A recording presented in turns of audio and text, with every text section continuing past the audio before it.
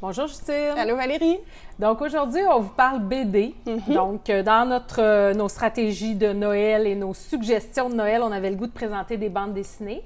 La plupart sont jeunesse. On va commencer par les bandes dessinées jeunesse, mais il y en a quand même pour les adultes. Oui, effectivement. Bien, il y a beaucoup de jeunesse qui sont sorties cette année. Puis c'est ça qui est le fun, là, la bande dessinée, ça fait que grossir. Fait que il y a de plus en plus de choix.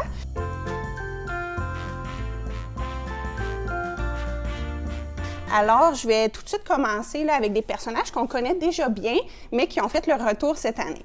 Donc, évidemment, il ne faut pas passer à côté de l'Agent Jean qui vient tout juste de sortir. Ça fait 1-2 semaines qu'il est sorti en librairie. Alors, l'Agent Jean dans le tome 5 de la saison 2. Et on le retrouve là, dans son combat là, pour sauver la Terre avec le méchant qui veut que causer du trouble et tout ça. Alors, dans ce tome-là, on le retrouve comme ça et c'est une édition limitée.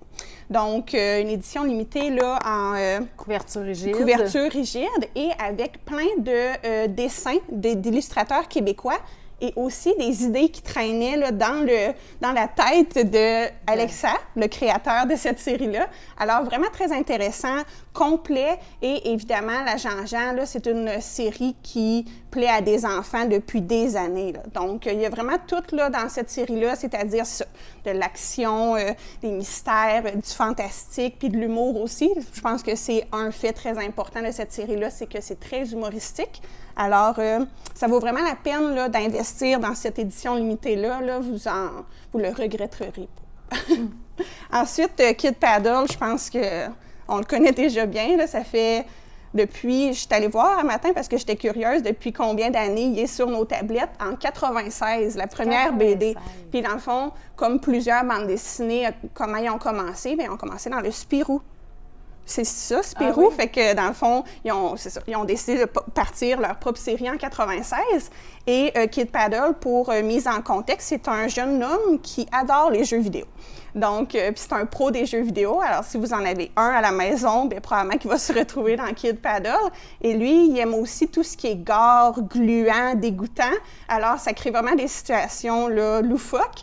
Et il y a une imagination débordante aussi. Fait que c'est ça, ça crée vraiment des situations assez drôles. Et tout ça sous le regard découragé de son père et sa grande sœur qui sont très sages et stricts. Donc, Kid Paddle, c'est le 17e tome qui est sorti cette année et c'est à tout compris. Alors, si vraiment vous voulez intéresser votre jeune homme là, qui joue que aux jeux vidéo avec un livre, bien, Kid Paddle, là, ça peut être un très bon choix pour ça. Moi, je continue avec Aventurosaure. Oui. Donc, on a commencé à connaître Aventurosaure Rex, dans le fond, qui est le petit dinosaure bleu, magnifique. Il y a quelques années, on est rendu au tome 4. C'est vraiment une belle BD. Ouais. Moi, je ris toujours, puis je dis toujours à ma gang, moi, quand il arrive quelqu'un qui veut une BD, je propose Aventurosaure. Ouais. Parce que je trouve que Rex, il est super cute, les images sont magnifiques. Ils sont colorées, c'est vraiment magnifique. Mais c'est coloré, l'intérieur. Tu as choisi une bonne page. Oui, j'ai choisi une bonne page, mais on voit quand il y a des planches, plusieurs. Donc, c'est vraiment super amusant. Cette fois-ci, Rex et Cory, oui, c'est bien ça, partent sur le chemin d'un volcan au secours de leurs amis. Et là, il va y avoir plein d'embûches, plein de péripéties, mais il va aussi y avoir une révélation qui pourrait sceller leur destin à tout jamais. Mon Dieu, quand même. Donc, il y a quand même de l'aventure pour eux. Donc, c'est vraiment une BD le fun pour les jeunes. Puis des fois, les jeunes qui aiment moins lire, bien, ça peut être le fun parce que les images sont belles. Il n'y a pas trop de texte. Non, c'est ça. C'est comme une bande dessinée pour les plus jeunes. Je dirais peut-être 6-7 ans parce qu'il n'y a pas énormément de texte, là. Donc, puis les dessins sont très colorés. Puis c'est ça qui font un petit peu plus jeune, là. Fait que c'est une très belle BD pour commencer aussi dans l'univers de la bande dessinée. Oui, c'est ça, pour s'initier. Effectivement. Un personnage coup de cœur à la librairie. Je pense que tous les libraires l'aiment. Oui, c'est ça. Ensuite, je vais continuer, c'est ça, toujours dans le coin jeunesse. Et il y a Presse Aventure qui ont commencé 2 séries cette année. Donc, je vais commencer avec Aube du monde des rêves, le tome 1, le réacteur onirique. Donc, Aube, c'est comment je pourrais dire ça? Elle travaille dans le monde des rêves. Je vais l'arranger comme ça. Alors, elle vit dans un univers que les humains et les esprits viennent tout juste de connecter. Alors, elle, son travail, c'est devenir ingénieure des rêves. Et c'est ça, là, dans cet univers-là, elle commence et c'est ça, comme je dis, encore une fois, elle commence. Alors, elle veut vraiment prouver de ce dont elle est capable. Donc, très beau, c'est une série fantastique, très colorée. Et tout au cours là, du tome, on commence dans cet univers-là qui est nouveau et tout ça. Et c'est vraiment magnifique comme bande dessinée. Moi, je l'ai feuilleté un peu avant de commencer la vidéo. Et c'est sublime et ça a l'air très intéressant. Alors, aussi, dans ce tome-là, elle essaye de trouver la vérité derrière son œil vert, le pouvoir de son œil vert, parce qu'elle en a un vert et un bleu. Oh. Alors, c'est super cute. Et, tu sais, je ne l'ai pas encore lu, mais je l'aime déjà, on dirait, le personnage. Donc, Aube du monde des rêves, à vraiment découvrir, là, à rajouter sous le sapin. Et, comme je disais, Presse Aventure en a sorti une deuxième qui s'appelle Vinicia Ninja, le tome 1, le pouvoir du yoga. Alors, ce qui est intéressant avec ce livre-là, c'est qu'il y a un côté très éducatif. Et c'est-à-dire qu'il initie au yoga et pour comment apprendre à contrôler ses peurs, gérer ses émotions et tout ça. Alors, c'est comme les mangas, c'est en noir et blanc. Et ça propose plein de positions de yoga, mais glissées dans une histoire de ninja. On a un mix. C'est ça. Fait que les jeunes, ils s'en rendent pas trop compte, mais en même temps, ils apprennent beaucoup de choses pour comment, c'est ça, gérer ses émotions et comprendre ses émotions aussi. Alors, c'est ça. Comme je disais, c'est des ninjas qui vivent dans une forêt mystérieuse et au fur et à mesure, bien, ils proposent, c'est ça, des positions de yoga. Et il y a même là des autocollants à la fin pour vraiment suivre, tu sais, quand si l'enfant veut apprendre les positions de yoga, bien, il y a des autocollants pour l'accompagner dans cet apprentissage-là. Aussi, il y a une affiche qui montre les personnages et quelques-unes des positions présentées dans le livre. Alors, c'est vraiment très pertinent et ça ne s'est pas vu souvent, ce genre de bande dessinée-là. Ouais.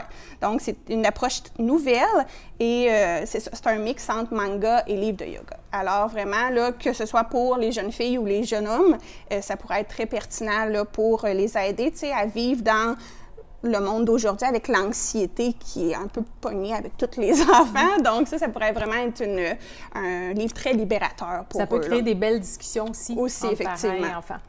Fait que vraiment, arrêtez-vous à la librairie pour le feuilleter, ça vaut vraiment la peine. Excellent. Moi, je poursuis maintenant avec des BD qui visent ado-adultes, un petit peu plus vieux. Donc, j'y vais avec Black Sad. Les fans de la série vont être heureux parce que le dernier tome est paru en 2013. Ouais. Ça fait longtemps. Donc, le tome 5 était paru en 2013, ça fait longtemps. Là, c'est le tome 6 qui est paru, première partie, donc qui va être en 2 parties. Et paraîtrait que la deuxième partie va sortir au début de 2023. Donc, on n'aura pas besoin d'attendre encore 8 ans pour avoir une autre BD de Black Sad. Oui, c'est pas 8 ans au moins. C'est pas 8 ans. Alors, si on compare 1 an et demi, c'est pas super. C'est ça. Donc, c'est l'histoire d'un chat détective privé, John Black Sad, qui mène des enquêtes. On compare ça un peu à de la littérature, du roman noir en littérature. Okay, oui. Donc, il mène des enquêtes. Cette fois-ci, il est chargé de protéger le président d'un syndicat infiltré par la mafia à New York. Okay, quand même. Donc, on est vraiment dans des grosses enquêtes. Un gros contrat, là. Donc, c'est une BD qui vise ado-adulte. Oui.